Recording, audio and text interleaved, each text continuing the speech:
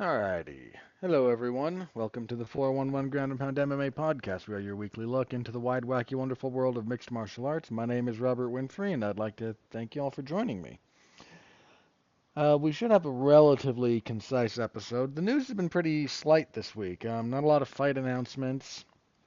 The only news that people kind of jumped onto on the MMA side of things was Eric Nixick, one of the head coaches at Extreme Couture, being fairly critical of Sean Strickland's performance against Dricus du Plessis, and I don't have a whole lot to say about that because I don't find it terribly interesting or all that anything like that. So we should be fairly quick here. You'll know if I'm telling if my not if I'm telling the truth, if my prediction is accurate or not.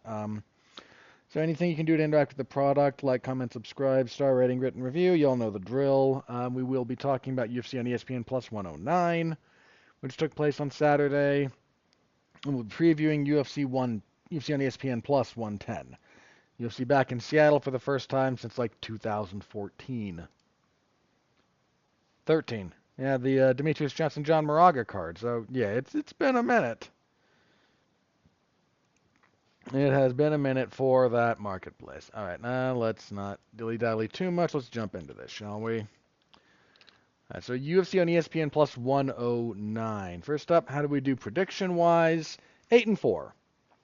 Um, think which of these did I get wrong that I think I probably should have got right? Maybe the main event.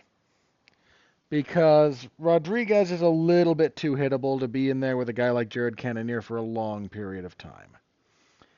Um, the others, I'm okay with being back and forth on. Um, anything about this in particular? Maybe the Smith one. Maybe I should have trusted the odds makers on that one, but I didn't just want to go straight favorites, and I do pick a lot of favorites because, most of the odds makers know what they're doing. But I don't always, and if I wind up going like straight favorites, I'll try to throw at least one reasonable underdog in there just so I don't feel like I don't know. I don't even know what the word would be for it. So I don't feel like I'm just going favorites all the way down the card and kind of riding that towards some modicum of success. So, yeah. So 8-4, 42, 19-1 on the year. I'd like to do better than 8-4.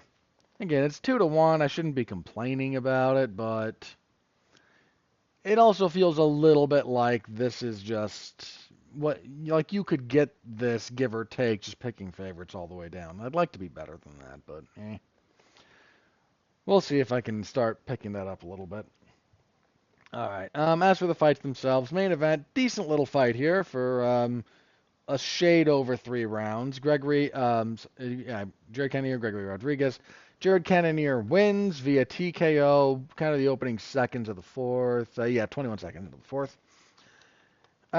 Good first round from Gregory Rodriguez. Did a good job pressuring forward, then backing off and getting Cannonier to open up with something, countering, dropped him a few times, had him rattled a little bit, but Cannonier able to recover. Second round, Cannonier becomes a lot less predictable because if you're getting countered reliably, you're being too easy to read. So started throwing a lot of nonsense out there to make it harder to understand when he was going. Uh, Third round was going a lot more for Rodriguez, actually. So again, we're 1-1 going into the third. Third round is mostly going the way of Rodriguez. Not huge, but enough. He started to get his counters are working a little bit better. Kenner's having bits of success, but he's struggling to kind of maintain it. Then they tie up, and he just drops Rodriguez with an elbow. Gets on top, tries to finish things, not enough time. Not fully enough time to recover either for Rodriguez. So the fourth round starts. Kenner immediately backs him into the fence. Right hand to the body, right hook, just starts bludgeoning him, gets the stoppage. Good little fight. This was your fight of the night, and I don't think that's unfair. Talk coming out of this. by a lot of people. Rodriguez might want to consider light heavyweight. Look, Jared Cannonier is not a small middleweight. He's not the biggest middleweight, but he's not small, and Rodriguez looked much bigger than him. So there's been some speculation that maybe, don't cut that extra weight and see what 205 can do for you. That said, there are some look, Rodriguez is a big middleweight. He would not be a big light heavyweight. But light heavyweight is a much worse division.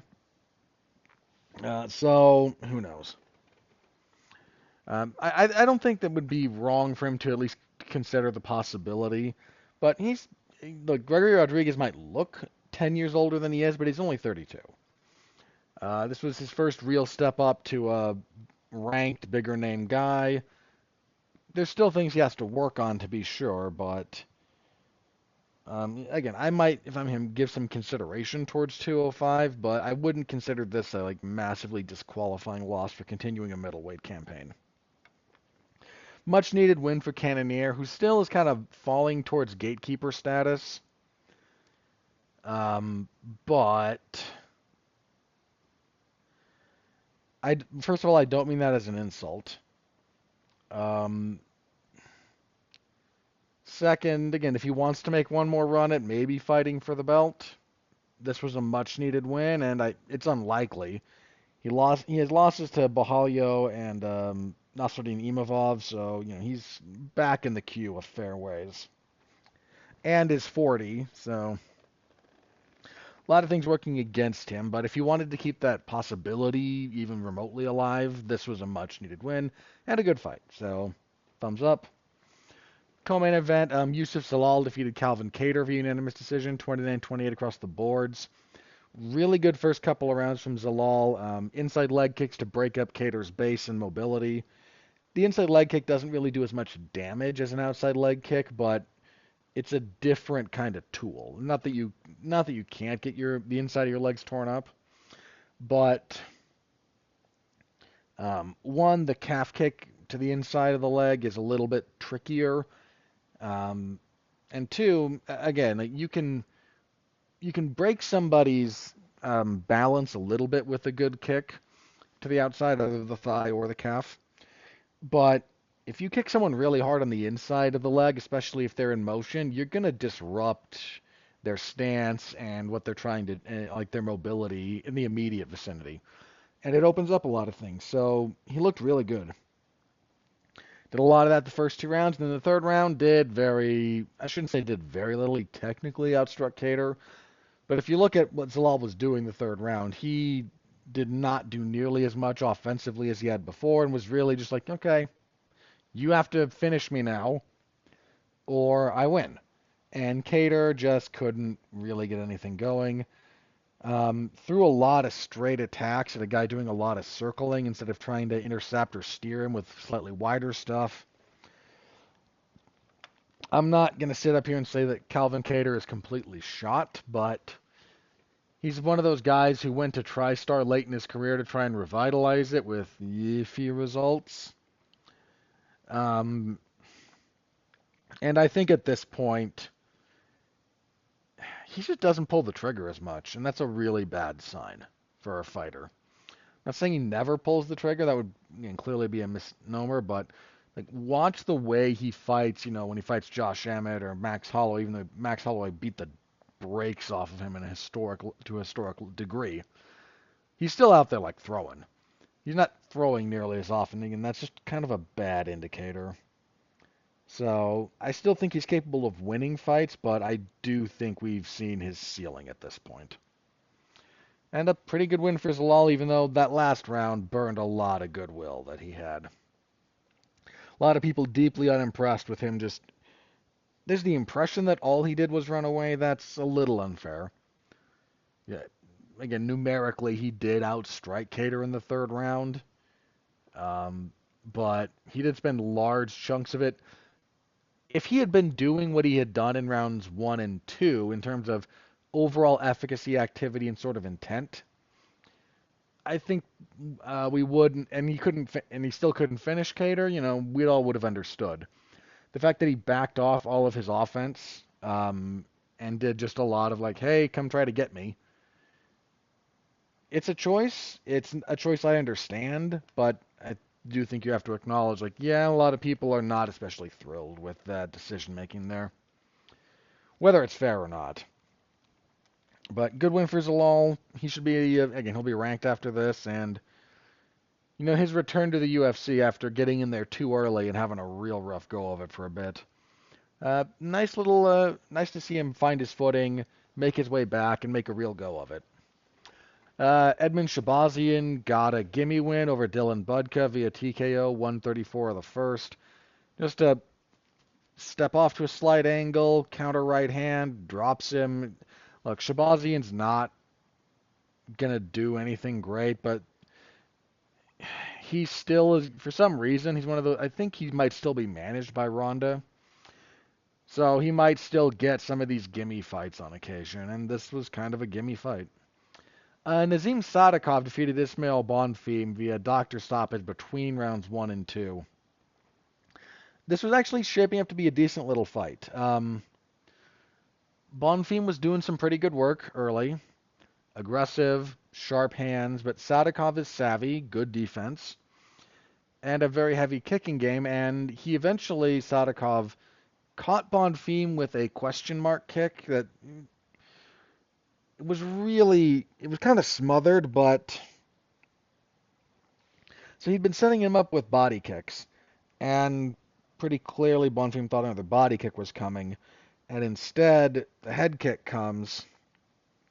Again, really smothered, but kind of the foot and some of the ankle bone gets like into the eye socket, or sort of like beyond the nose, and messes up Bonfim's right eye. So he kind of fights out the rest of the round, but loses it because he gets pretty badly hurt by that. Then between the rounds, there might have been a communication issue where the doctor comes in to check on him, and he's like, "Okay, so can you see?" "Yes, I can see." "You can see out of your right eye." "Well, no." "Oh, you meant my right eye?" "No, not really." Like, he might have been too honest, or there might have been doctor's asking, "Can you see?" The translator says, "Are you saying yes?" And then he says, like, "Yes." And so is it yes you can see, or yes you can't see, or no I can? Like, there might have been something like that going on because he wasn't terribly thrilled with the stoppage, but he also wasn't like. I respect him if he was really upset not throwing a giant fit. It seemed like there was a little bit of that, but I think I said in my preview, like, Sadikov's not someone you should completely. I picked Bonfim and I was fine doing so, but Sadikov's not someone you should ignore. There's some ability there. And we kicked off the main card with Andre Petrosky getting a ho-hum decision over Rodolfo Vieira. Petrosky wins rounds 1 and 3. Vieira wins the second. Andre Petrosky's fights all look the same. They are, if he can't out-wrestle you, they're really, really boring striking affairs with a little bit of clinching. If he can out-wrestle you, it's a lot of control, minimal ground and pound. Just after the fight, he's like, I want to fight Bo Nickel. Like, sure, why not? But like, Petrosky's fight sucks. This dude, I hate to say it this way because it sounds like I'm being completely dismissive of him, but his standing is relatively padded out. I mean, the two best guys he's fought, he's lost to pretty decisively. So he comes into the UFC, beats Michael Gilmore, taps out Hugh Xiaodong, submits Nick Maximov, beats Wellington Turman, that was decent, wins a split decision over Gerald Meerschaert, that was a touch iffy. Then Michel Pereira runs him over. Jacob Malkoun kind of runs him over.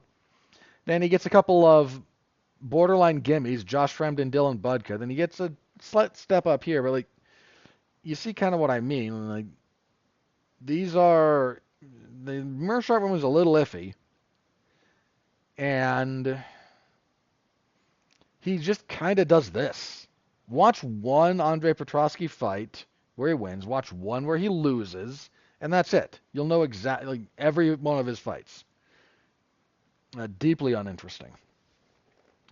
On the prelim, let's see. Jose Delgado defeated Connor Matthews via punches, TKO/KO, 258 of the first. Matthews came out, tried to make it ugly early, but Delgado kind of persevered, blocked that, and then just mollywopped him, basically. Angela Hill won a split decision over Ketlin Souza. I scored it for Souza in real time. I don't think 29-28 for Hill is necessarily egregious. And frankly, if you want to look at this in a cosmic sense, this is the first split decision that Angela Hill has actually won. And there's more than a few of the other split decisions that she probably should have. So I didn't think she won this one, but I'm not up in arms over it because I don't think it was wrong to score it for her. Let's see. Rafael Estevam defeated Jesus Aguilar. Unanimous decision, 29-28 across the boards. Aguilar, another one of those guys, just very happy to jump the guillotine because it works really. He has a good guillotine against sub-UFC levels. Jumping guillotines in the UFC is iffy. Estevam really slowed down in the third, though. He's got to fix that. I mean, I know he was out for a while due to some pretty serious medical issues, so it's glad to have him back at all, but something definitely to work on for him. Welterweight, Gabriel Bonfim defeated Chaos Williams via Darce choke, technical submission, put him out 4:58 of the second. Really solid performance from Gabriel Bonfim here. First round, a lot of really good straight punches, smooth footwork. Williams looked like he was swinging in mud, like he was standing in mud. Just couldn't get anything going. Second round, more of the same. Able to lock up the Darce choke. Got it. Good stuff from him. Elijah Smith defeated Vince Morales via unanimous decision, 29-28 across the boards. Live, I scored this from Morales, but I think I got the first round wrong. So, decent debut for Smith. Fast hands. And he fought off a couple of gnarly submission attempts from Morales. If not for the main event, this would have been fight of the night, I think. Because Morales just kept going for him. Tried a Peruvian necktie at one point. Tried several Darce attempts with mixed results. There were a few, like him, and then you saw this a little bit with Bonfim, and there were a few other people who had like longer front headlock series, where they were trying the short arm Darce, the one that Islam Makhachev is so darn good at. But it's really kind of tricky to pull off in some respects, so eventually they bailed on the short arm version, just went for the full thing. Morales actually had a pretty tight bulldog choke going as the fight ended. Just never stopped trying, so good little fight here. Walter Walker defeated Dontel Meggs with a heel hook, 117 of the first. Crappy heavyweights. I don't know what else to tell you about that one. Walker is now the first person in heavyweight history to have back-to-back heel hook wins. So there's that. And then Jacqueline Cavalcante defeated Julia Avila via unanimous decision, 30-27 across the boards. Cavalcante just really good management of distance, offensive output early, and Avila never really got back into it. Avila retired afterwards. God bless what she's going to go after next. And that was it. We lost a couple of fights again, sort of along the way. Hence the, 'cause originally this was scheduled to have Delgado and Matthews kick off the main card. But we were supposed to get, originally it was Jared Gordon and Kaue Fernandez. Fernandez withdrew, was replaced by Mashrabjan. Mashrabjan? I apologize. I'm butchering this gentleman's name. He's Uzbek. It's Ruzaboyev. So he's the brother of Nursultan Ruzaboyev. I'm just not entirely sure how to pronounce his first name. I think it's just Mashrabjan. Anyway, that fell apart. Ruzaboyev had an illness trying to, I think, a weight cutting issue because he tried to cut a lot of weight on short notice. So that fell apart. But anyway, yeah, that was it. So Overall, for warehouse fights, not the worst card I've ever sat through. Full report, as always, in the MMA Zone of 411mania.com, so you'll know where you can find that if you are so inclined. Okay. And I'm trying to... there you are. Sorry. That was pretty quick. All right. Moving right along. So UFC on ESPN plus 110. Again, they were back in Seattle for the first time since 2013. What do we have here? This is a light card. Good grief. Hang on. I knew we had lost... Okay, well, we lost a lot. All right, hang on. So Rob Font stuck on the card. We were supposed to have Rob Font and Dominic Cruz here in Cruz's retirement fight. I mentioned already, like last week, Cruz pulled out after he suffered a shoulder dislocation, his second one in 8 months, and he said, that's it, and retired. Font is still here. Font has a fight on the card, but is this as light as it looks? 1, 2, 3, 4, 5, 6, 7, 8, 9. Yeah, there's only 10 fights here. Look, I'm not... 11, sorry. I'm not complaining about that. I'm just... The UFC is just so used to being like 13, 14 more these days that, 11, 10, 11 fights. Yes, please. More of that. So we did lose a few fights here. Let's see. We were supposed to have Edson Barboza and Steve Garcia, which would have been fun. Unfortunately, injury to Barboza. Fight was scrapped. Curtis Blades and Rizvan Kuniev was supposed to be here. That got bumped to UFC 313 for whatever reason.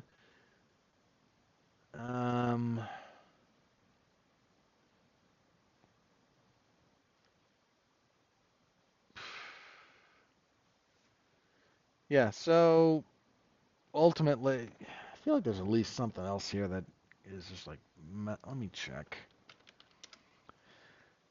Another listing. Now, to be fair, there are still a few decent fights on this card. I certainly am not going to pretend that it's the best thing I've ever seen, but you know what? It is. They had to sell tickets, and when the UFC has to sell tickets, they put forth a little bit more effort. So, main event at bantamweight: Henry Cejudo and Song Yadong. So Cejudo, two-weight world champion, former Olympic gold medalist, unfortunately hasn't won a fight since 2020 when he beat Dominic Cruz. He came back 3 years later and lost to Aljamain Sterling for the bantamweight title, and then lost to Merab in February of 24. Cejudo is 38. His best days are pretty clearly behind him in a lot of respects. It doesn't mean he can't win fights. It doesn't mean he won't necessarily win this fight, but I think his any kind of title aspirations at this point seem he would be bucking some major trends. Now that doesn't mean impossible, but major trends are against him in that respect. But he still moves pretty well. Decent hands for decent power for a guy his size. His wrestling is of course superb, but he doesn't use it a lot in MMA because it's very draining, and I mean, he got out-wrestled by Merab pretty badly. I mean, he got out-wrestled by Aljamain Sterling too, but if you look at how Merab out-wrestled him over just like a 3-round sprint, I mean, he won the first round against Merab, but that's not actually unusual. Then there's Song. Song's been a little up and down, more up than down, be very clear. His only losses in the UFC are to Kyler Phillips, Corey Sandhagen, he's coming off a loss to Piotr Jan. He hasn't had a losing streak ever. does have one draw in his UFC career.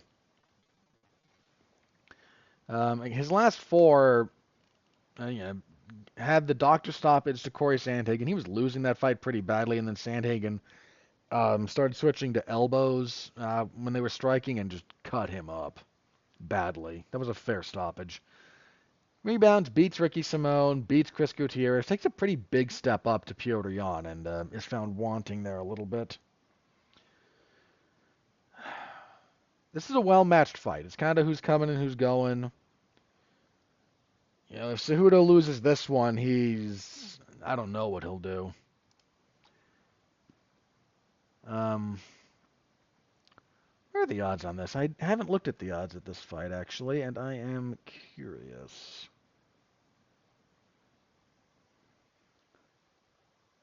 The odds are with Song. 2.5 to 1, give or take. Around the minus 250 mark. That seems a little heavy to me.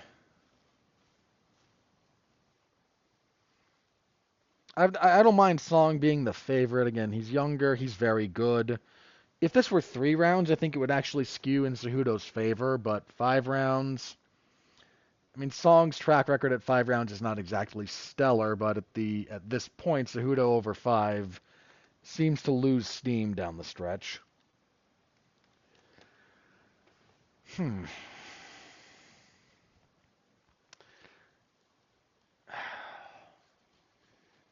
Here's the thing.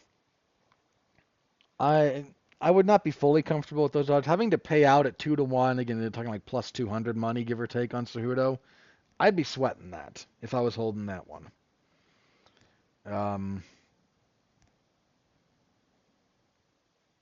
I think Cejudo's chances of victory are better than that. But Song's counter wrestling is really good. He's actually got really strong hips. Now, there's strong hips, and then there's dealing with Henry Cejudo. But if Cejudo has to spend most of this fight striking, it's not that he can't punch, he can. But Song has better power and really fast hands. I'll go with the odds on this one. I'll go with Song, but again, the odds seem a little out of whack to me on this one. Co-main event. This is a really good fight, actually. Brendan Allen and Anthony Hernandez. Now, if memory serves, these two fought once before. Yeah, they fought in 2018 in the LFA, with Hernandez winning unanimous decision. Hernandez has been a little bit more of a slow burn in the UFC than Allen. So Hernandez's UFC record comes in and loses to Marcus Perez. A little bit of a weird loss there. Rebounds, beats Jun Young Park, loses to Kevin Holland, which is really kind of an odd loss for him. But he hasn't lost since. He hit Rodolfo Vieira with that seated arm triangle choke, beat Josh Fremd, Fremd went the distance, and that's actually kind of an anomaly because everyone else is finished. He finished Marc-Andre Barrio, he finished Edmund Shabazi, and he finished Roman Kopylov. That was a good little fight. And he stopped Michel Pereira on the 5th round of their fight most recently, and down the stretch, that was just a beating.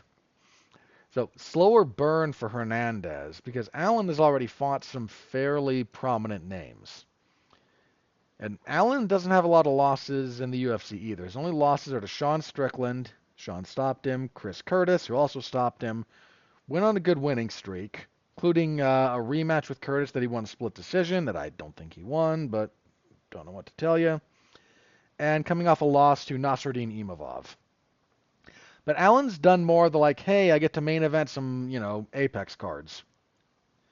And he's kind of been featured a little more prominently. I think Hernandez is the better fighter. I like this fight a lot. In fact, ask me which one I'm most looking forward to on this whole card. It would be this one. But where do I think? I have a fairly high opinion of the upside of Anthony Hernandez. He's got a motor. He's aggressive. It's one thing to have a motor. It's another thing to like have a motor and be aggressive. And he's got both. Grinding, relentless wrestling. Um, I think Hernandez has some very, very serious upside. And I'm not saying Allen doesn't, but of those two, who do I think Hernandez probably has this one. At featherweight, Jean Silva and Melsik Bagdasaryan. So Jean Silva will take a dog's age to walk to the ring, per usual, I imagine. But he's 3-0 in the UFC with 3 wins, including moving up in weight to lightweight and stopping Drew Dober. Just nothing to sneeze at. His last loss was 2018. And then there's Bagdasaryan, who is, 3-1 in the UFC? Won a couple, he came off the Contender Series, got a couple of very favorable bits of matchmaking, fought a decent fighter in Josh Kulabau. Josh Kulabau beat him. They dropped him down in competition for Tucker Lutz. He's still at Glendale Fight Club. Yeah, he is. So, my stance on that. You can get decently far with your natural ability and some of the stuff that you get from there, but the first time you have to actually be coached, first time there has to actually be adjustment, Edmund Tarverdian can't help you. And I think that's where Bagdasaryan is. I have no problem picking Silva here. This is a very, very... Look, this is the Glendale Fighting Club, which is not a very good gym at the moment, does not have the best track record, and the Fighting Nerds, which has an exceptional track record at the moment. Not perfect, but very, very good. Yeah, that's odds are pretty heavily with Silva. Yeah, very heavily. Then we have 2 light heavyweight fights because God hates me. I kid, but we. Iwan Kutalaba and Ibo Aslan. So Kutalaba, has had some really bad stretches in the UFC, but because light heavyweight is a terrible division, he's still around. He got a split decision his last time out over Ivan Urslan. Lost to Felipe Lins before that, beat Tanner Boser before that, and before that had a 3-fight losing streak. Got finished by Ryan Spann, Johnny Walker, and Kennedy Zuchukwu.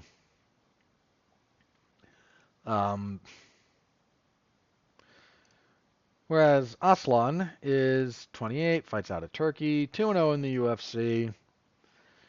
Here's the thing. This is the kind of fight that Kutalaba is kind of here to do, to take a younger, moderately promising fighter and go, okay, can you actually hang? Because Kutalaba is not a high-end UFC caliber fighter. So if you're struggling with him, doesn't mean you have no future. It means you know what you have to work on in a pretty big way, and we'll know about where you are. Odds are with Aslan, not heavily, minus 150-ish. I think that's probably about right. Kutalaba is just wildly inconsistent. I'm going to go with the odds, but let me asterisk this one. I want to double check a couple of things later, because right now it's late and I'm tired. Let me double check a few things on those two guys. Next one at light heavyweight, we have Alonzo Menafield and Julius Walker. Is this always this fight? I feel like... Boy, yeah, we lost a lot of fights on this one. Good grief. We lost Ketlin Vieira and Macy Chasson, Edson Barboza, Steve Garcia, Adam Fugit, and Islam Dulatov, Curtis Blades and Kuniev. I mentioned that one. Mansour Abdul Malik and Antonio Trocoli, Cruz and Font, obviously, and then another fight with Fugit. He got rescheduled to fight Billy Ray Goff. Yeah, just that's a lot of fights falling out. This was a rough luck card in a lot of respects. Oh, you know what? Before I do that, let me get to Font and Matsumoto, because there's no way that fight is like buried on the prelims. It'll be a main card. I'm just not sure exactly where. So let me do that now. Um, Matsumoto's not a bad fighter. He's undefeated. What, 2-0, 3-0 in the UFC? 2-0. Wins over Dan Argueta and Brad Katona. Good wins. Not the caliber of fighter that Rob Font is. I think Matsumoto definitely has good upside, believe it or not. He's looked pretty good through those fights. But taking on a slightly more rugged veteran on short notice is rarely conducive to you performing your best. This is a catch weight of 140 pounds because of the late notice. Both men normally fight at bantamweight, but that's a lot of weight to cut. And then Matsumoto, where's he fight out of actually? Hang on, because he's a slight favorite. I get that Font's been slipping a little bit, but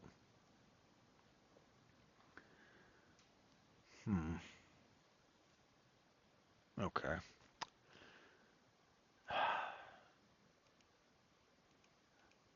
Might still go with Font. I'm gonna asterisk this one as well. I want to look at each of their last fights before I really commit to one. So Font for the moment. Um, but Matsumoto has fast strikes though. Let me asterisk that. Um, 'Cause again, I think pretty highly of Matsumoto, but this might be a bridge too far for him. Short notice might actually help him. Because if this was just his next fight normally, I would say it is a bridge too far, and this is going to be one of those, young, talented guy takes a slightly too far of a step. It would actually be my kind of hunch on that one. On short notice, I'm actually less sure about that, but let me think on it. So at the moment, I'm kind of leaning Font, but I have no confidence in that will be my pick after I do a little bit of tape study. Anyway, light heavyweight, Alonzo Menifield and Julius Walker. So Menifield, 2-fight losing streak. He had a good winning streak actually.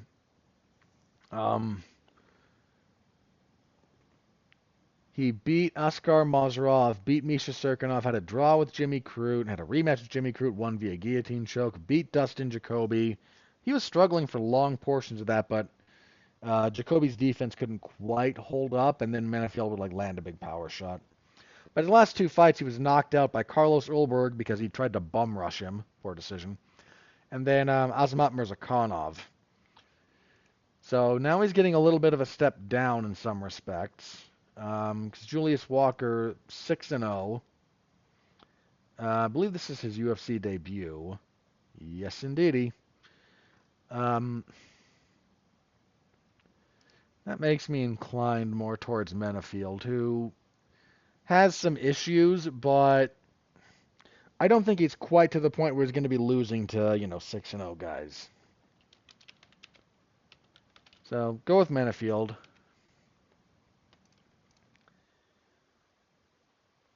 And then on the prelims, let's see. Sorry, I am going through a couple of different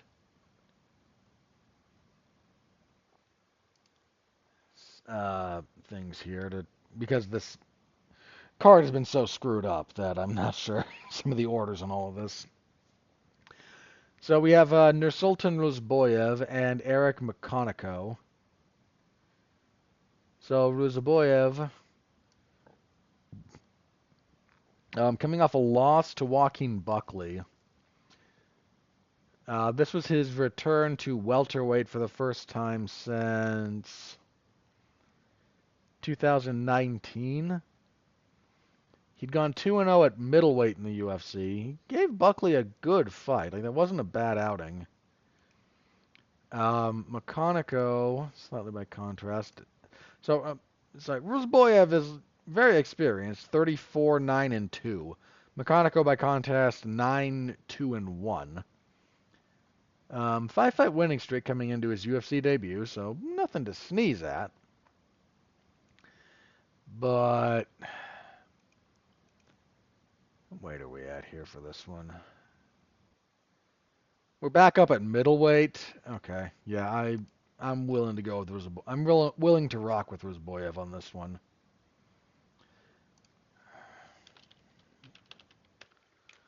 I still think decently of his upside. I don't know about like title level, but I think he's pretty good.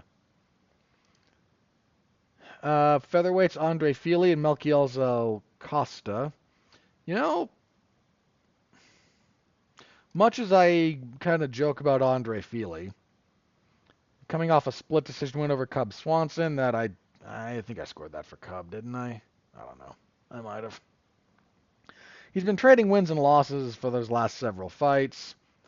That's kind of been the story of his entire UFC career.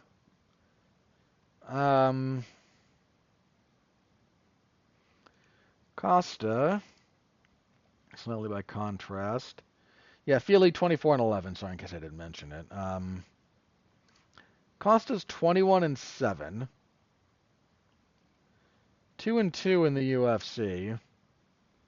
He's shown bits of real ability, but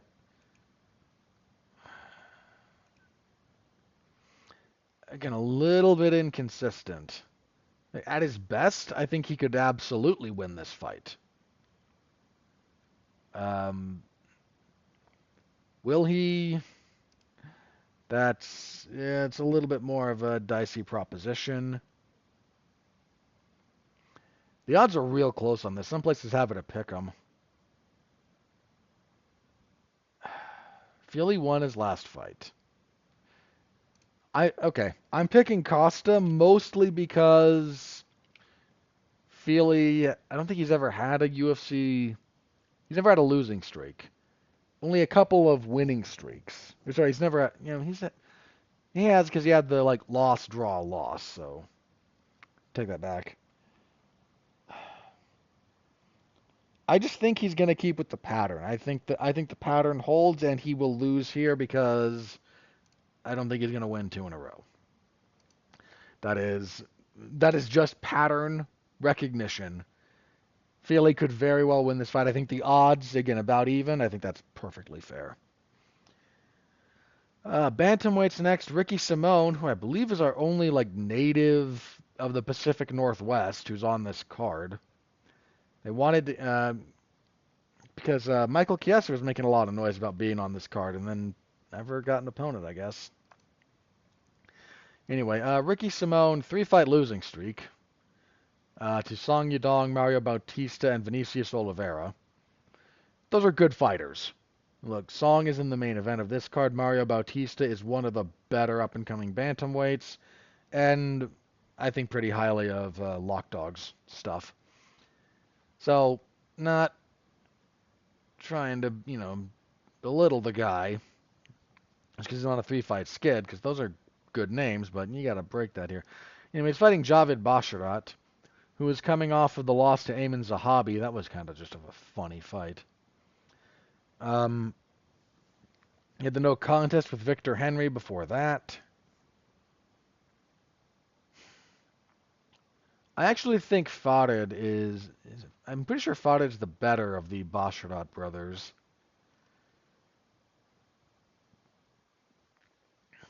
Let me double check that. Yeah, Farid is 4-0 in the UFC. And that's not just like, because he's done better that I think he's the better fighter. Like, Javid has ability.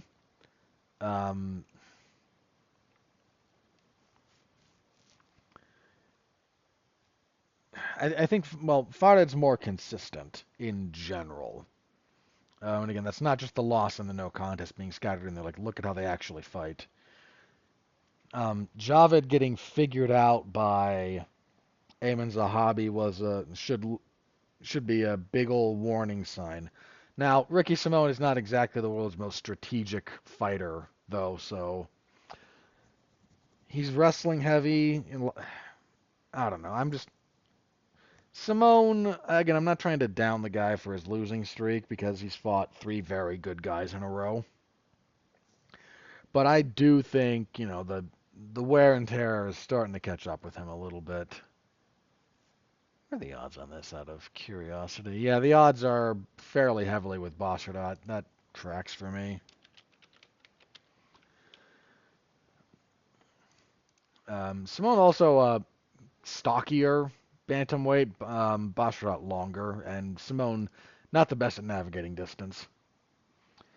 Middleweights, we have Mansour Abdul Malik and Nick Klein. Let's see. So Abdul Malik is 7-0.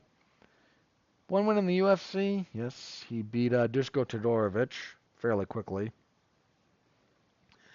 Klein 6-1, coming into his UFC debut. 3-fight winning streak. Okay. I don't know enough about either man to make a big prediction. Abdul Malik had a pretty solid debut. He's a big favorite. Um, I would not be comfortable with the odds that big, just because we're dealing with younger MMA fighters, so there's enough variance there that like minus 700 always feels but a little bit dicey in that respect. And kicking everything off, Modestas Bukauskas and Rafael? Yeah, Rafael Sequeira. I think that's how that was pronounced. I will pronounce it correctly after I hear it, so apologies if I am butchering that. Anyway, Bukauskas and light heavyweight. 3 light heavyweight fights. Oh, hey, you can have your nice 12-card fight. Yay! A quarter of them are going to be light heavyweights. Why? Oh, it hurts. Bukauskas 3-1 since returning to the UFC. He's only lost during that stretch to Vitor Petrino. Tapped out Marcin Prachnio his last time out. Sequeira 11-1. Lost his UFC debut to Ibo Aslan. Okay. I don't pick Bukauskas very often. I think I will here, but I'm